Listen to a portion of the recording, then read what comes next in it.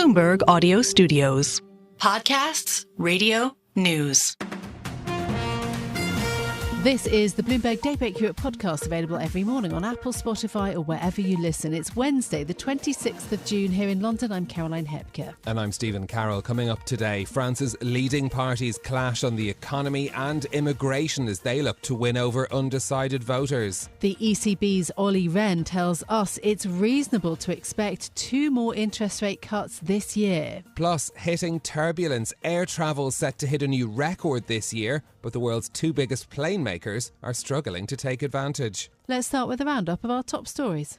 Representatives from France's 3 main political groupings clashed in their first TV debate ahead of the first round of parliamentary elections there this weekend.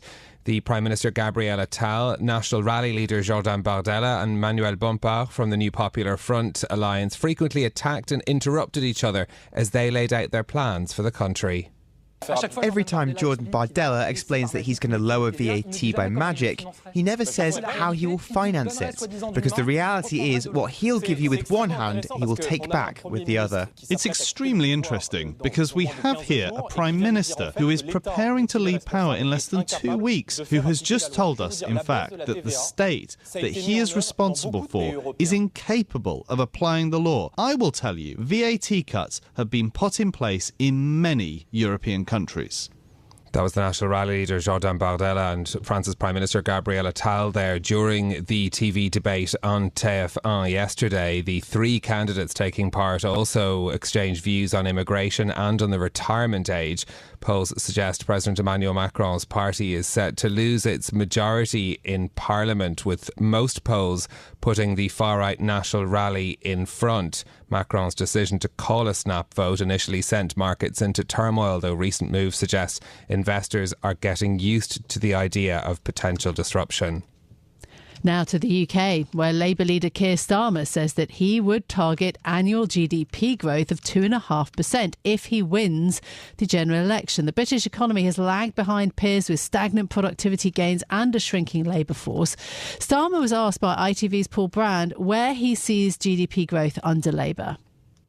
To be the top of the G7. Okay, but you have to appreciate that is slightly meaningless because it could just be 0.1%. We could even be in recession and still be better off than the rest of the G7. We want significant growth. You don't know. I don't accept this defeatism. I understand the challenge you're putting to me. Just be nice to have a ballpark figure of how large you want the economy to be in 5 years' time. Under the last Labour government, we grew by about 2.5%. So you're looking for that kind of growth, 2.5%? Certainly, yes. Keir Starmer there on ITV's Tonight programme. Meanwhile, the Bank of England's forecasts predict only 1.25% growth by 2026. Italy is set to be offered the chance to fill a senior role in the next European Commission. It will be up to Prime Minister Giorgia Meloni to decide who will be put forward for the job, which Bloomberg has learned is likely to be an executive vice president role. Those familiar with talks say the deal with Italy includes nominating Ursula von der Leyen for a second term as Commission president, and in that capacity she will negotiate with Meloni. Centrist parties are looking to wrap up a deal on the bloc's top jobs before a summit later this week. European Central Bank policymaker Olli Rehn says that it's reasonable to expect the ECB to cut interest rates another 2 times this year. The Finnish central banker has told Bloomberg that while officials must ensure inflation returns to 2%, they shouldn't overly dampen economic activity. Rehn says if inflation continues to slow, investors' expectations for cuts are fair. It is reasonable to assume that we stay with this direction and continue rate cuts.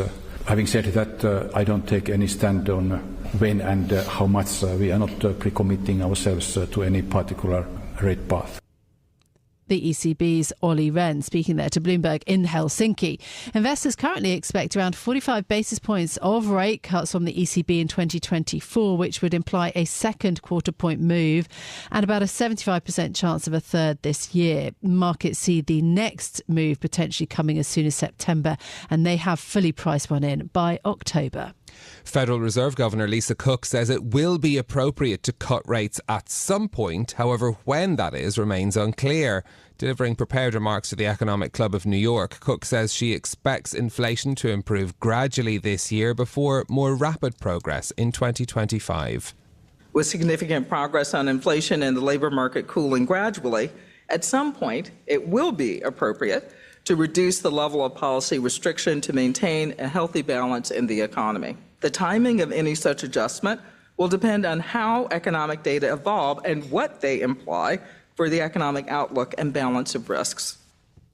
Lisa Cook is the latest Fed rate setter to share her thoughts on inflation after the US central bankers opted to hold borrowing costs at a multi-decade high earlier this month. The Fed's preferred measure of inflation, the PCE deflator, comes out on Friday.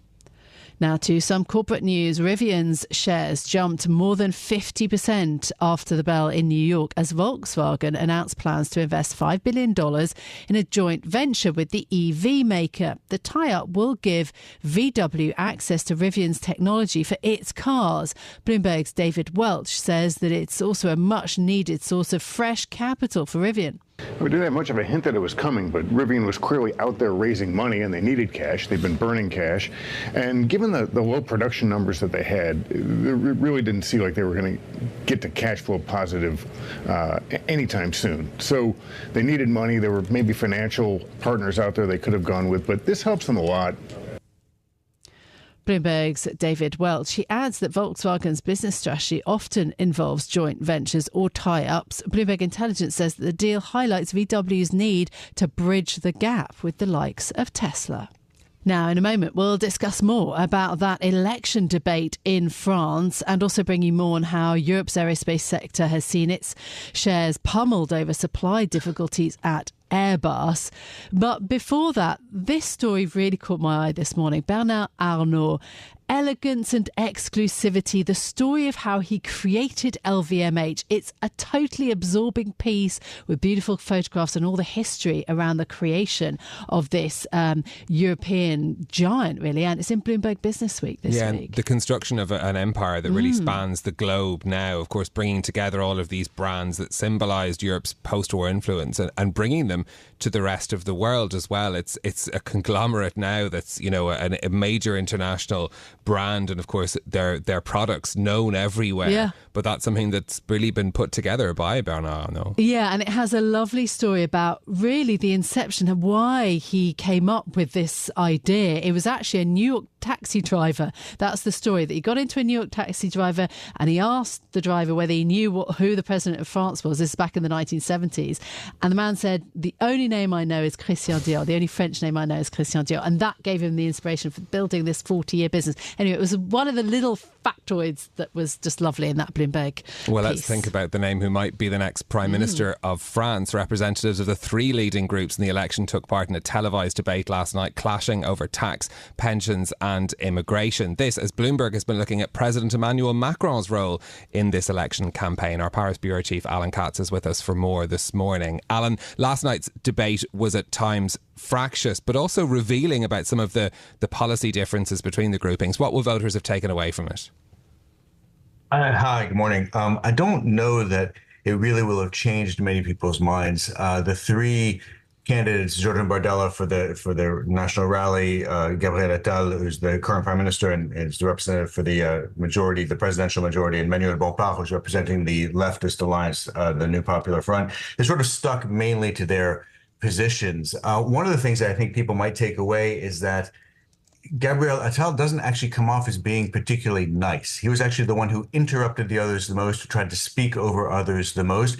And Jordan Bardella and Manuel Bompard both came off as sort of more, in many ways, more reasonable people. They were at least willing to be quiet and let their opponent speak in a way that Gabriel Attal didn't seem to. And so, excluding any of the policy issues and policy differences and arguments that they had, sort of just from a behavioral standpoint, one of my thoughts was that might be some people's takeaway. Okay, that's really interesting. I mean, it was also quite a significant test, wasn't it, for Jordan Bardella from the National Rally? He is leading in the polls. Did we get more details about his party's economic plans?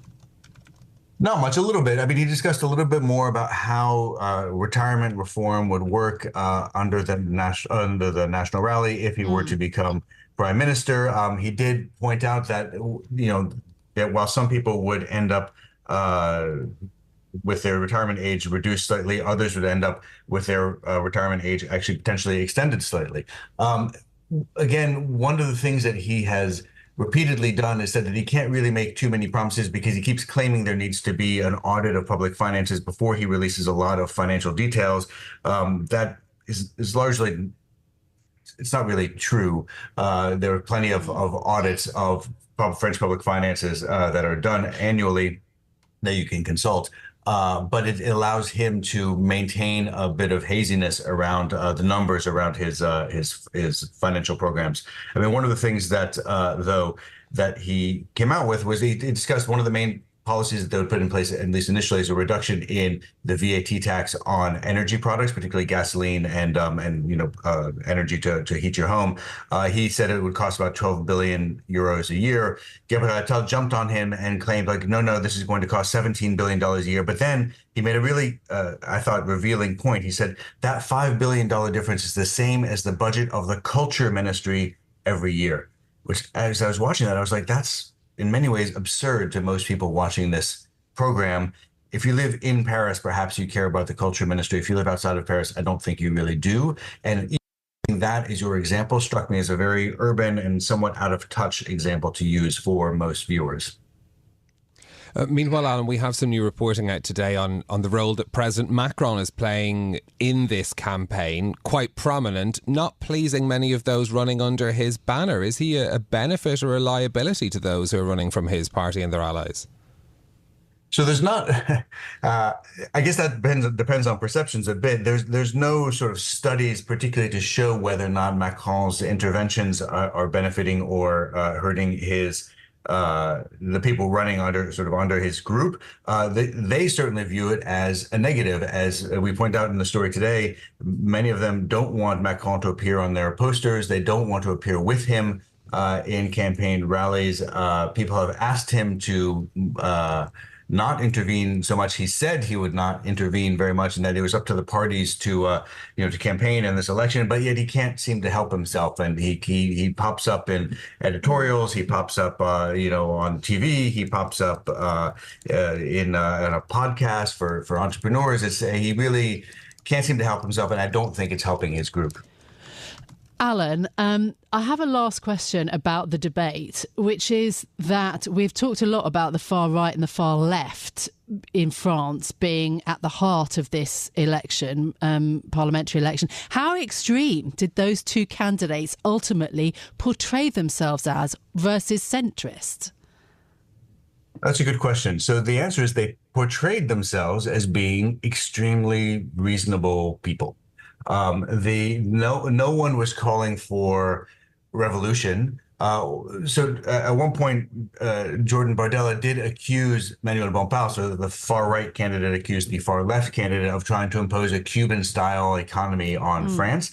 But that was sort of as far as it went. As for their own policies, they kept portraying themselves as extremely reasonable, as people who would be competent stewards of the French economy. They portrayed themselves as perhaps a little bit less reasonable when they attacked each other on immigration. But certainly on the economic side, they really all tried to present themselves as being not necessarily the same, but they would all do things that would actually, in the long term, boost the French economy, either from the supply side or from the demand side, and that all three of them claimed that they would be positive for French consumer purchasing power and for French economic growth overall.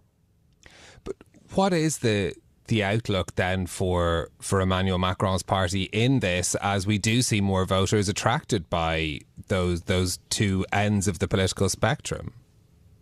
So it's relatively poor. I mean, one of the issues for Macron is that he sort of occupies the broad center of French politics, right? Previously, before him, there had been sort of the two biggest parties were sort of a center left and a center right party. And if in terms of democratic governance, you think generally there's going to be you're going to go back and forth among administrations, that was sort of the back and forth that tended to happen in France. But with Macron sort of taking over that broad center, what he's created is a three-body system with sort of him in the center and then these two extremes at the ends. And what the polls are showing is that people want a change in government, Right now, the polls are showing roughly, for the first round voting intentions, roughly 33 to 35% for the far right, roughly 28 to 29% for the far left, and more like 19 to 20% for Macron's group. So really pretty far behind. So it looks like what people are potentially interested in is a change in administration, and that means either far right or far left. There is no sort of alternative centrist group that they can pick from. Okay, Alan, thank you so much for your time this morning. That is Bloomberg's Paris Bureau Chief, Alan Katz. Well, now the International Air Transport Association says it expects a record number of passengers to take to the skies this year, while industry data compiled by Bloomberg NEF shows that 10.5 million flights are scheduled to take place in the third quarter. Now that should mean those making the planes are set for a bigger takeoff and profits, but problems ranging from safety issues to supply chain bottlenecks have meant the world's two biggest plane makers, Boeing and Airbus, are struggling for altitude. Joining us now to discuss what's going wrong is our global aviation editor, Benedict Campbell. Benedict, good morning to you. Airlines are desperate for new planes, but the world suppliers are struggling to deliver. Why? Yes, you're absolutely right. There is that huge need for new planes. They want the fuel-efficient planes. Remember, fuel is the single biggest cost for airlines, and therefore they're desperate to lower that cost. And that's the easiest way to do that is with new planes. Now, both Boeing and Airbus have very distinct problems. On the Boeing side, well documented since that January 5th blowout, they've really been in crisis mode. They've had to cut back significantly in terms of output to sort of get their factories in order. Airbus hasn't had a similar issue, but they are still struggling with the supply chain. So for them, it's not a demand question. It's really a supply issue. Their supply chain remains stretched. They're not getting the parts they need. And we had a profit warning from Airbus just 2 days ago. You saw the stock drop quite significantly yesterday as a result. And what we heard from the Airbus CEOs, it's really across the board in terms of parts that they're missing. They're missing engines, they're missing aerostructures for the planes, they're missing interiors, so things like seats and tables and other parts of the galleys and so on. And the moment you miss a part of a plane to build it, you can't complete the project, and your plane is stuck on the tarmac in the factory. They're building what's called gliders, so completed planes that don't have engines. So all these kinds of issues are rippling through the production line and are leading to a lower than expected number of planes that they can deliver. Yeah, and as you mentioned, Airbus shares led the declines in Europe yesterday. In some senses, it's quite surprising, though, that airlines are seeing such problems with supply constraints. I mean, most other industries have moved beyond the sort of pandemic era concerns. Is it still to do with the pandemic, or is it other issues? Well, the pandemic obviously was sort of the big, it really amplified the issues that existed previously. Supply chains have always been quite stretched in the aviation industry. You've got to remember these are incredibly complex products to put together. So the supply chain has to work perfectly. And the moment there is a glitch somewhere there, the moment there's a supplier that might be smaller, might not be as financially sound as the bigger ones, that's where the problems start. And Airbus and Boeing have taken a very close look at these suppliers over the years, making sure that supply chain does not tear in some kind of way or show even strain.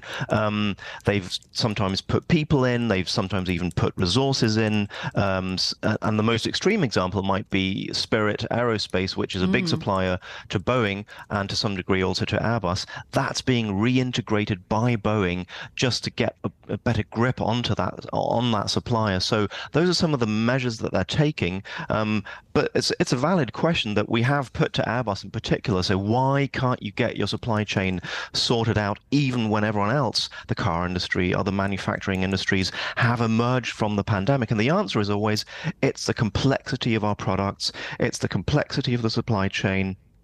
It's the sort of high skill of our workers. A lot of people have left that workforce, gone elsewhere, and have not returned. So you have to replenish the factories, both with kit and with people, and that seems to take longer than everybody thought. The outlook isn't that great. Airbus did say it's going to take 2 to 3 years to get this sorted out. But just this give a chance for any other companies to step in and try to muscle in on this duopoly that's been held so closely by Airbus and Boeing?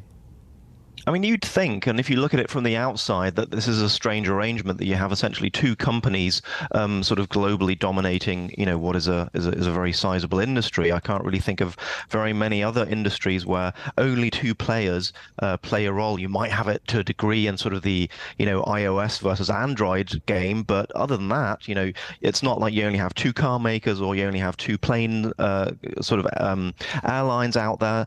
But that's the world we live in aviation. And again, it's the complexity of the product. It's the sort of the hurdle of entry is so high that getting into that market is incredibly complicated. The Chinese are probably in the best position to get there eventually. They have a product, the Comac 919, that is certified in China and is picking up orders in China, but is not certified outside of China. So the FAA in the US or EASA over here, those are the regulators. They have not signed off on this plane. So that might happen eventually. And if you look at the plane, it looks a lot like an A320 or a 737.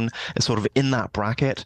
But again, it'll take time. That plane is picking up orders in China, which isn't great news for Airbus and Boeing because that's a really important market. And every plane that is sold to Comac means one less order for Airbus and Boeing. So nothing that's going to happen in the short term. We're talking years, possibly even decades, for this to really change. But eventually that duopoly will be broken up. This is Bloomberg Daybreak Europe, your morning brief on the stories making news from London to Wall Street and beyond. Look for us on your podcast feed every morning on Apple, Spotify and anywhere else you get your podcasts. You can also listen live each morning on London DAB Radio, the Bloomberg Business app and Bloomberg.com. Our flagship New York station is also available on your Amazon Alexa devices. Just say, Alexa, play Bloomberg 1130. I'm Caroline Hepker. And I'm Stephen Carroll. Join us again tomorrow morning for all the news you need to start your day, right here on Bloomberg Daybreak Europe.